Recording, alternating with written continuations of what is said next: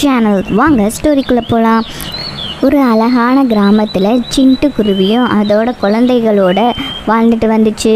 அந்த சிட்டுக்குருவி ரொம்பவே ஏழ்மையானது. அது ஒரு தோட்டம் வச்சுருந்துச்சு. அந்த தோட்டத்தில் வர லாபத்தை வச்சு தான் அது குழந்தைகளை பார்த்துட்டு வந்துச்சு. சிட்டுக்குருவி எப்பயும் போல் அது தோட்டத்துக்கு கிளம்புது. அதுக குழந்தைகிட்ட, குழந்தைகளே, நீங்கள் 2 பேரும் அமைதியாக பத்திரமா வீட்டுக்குள்ளேயே விளையாடுங்க. அம்மா நான் தோட்ட வேலைக்கு போயிட்டு வரேன்.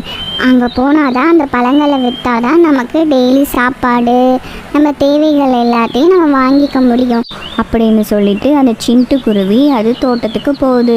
தோட்டத்துக்கு போய் அதோட மாம்பழ மரங்களெல்லாம் பார்க்குது. அந்த மாம்பழ மரங்களுக்கெலாம் தண்ணி ஊற்றிட்டு அந்த செடிகளை நல்லா பராமரிச்சுக்கிட்டு இருக்கு. அப்போது பக்கத்து தோட்டத்தில் இருக்க அந்த ஈஸ்வரிக்காகவும் பார்க்குது. ஏய் சிட்டுக்குருவி, என்ன உன்னோட மரங்கள்லாம்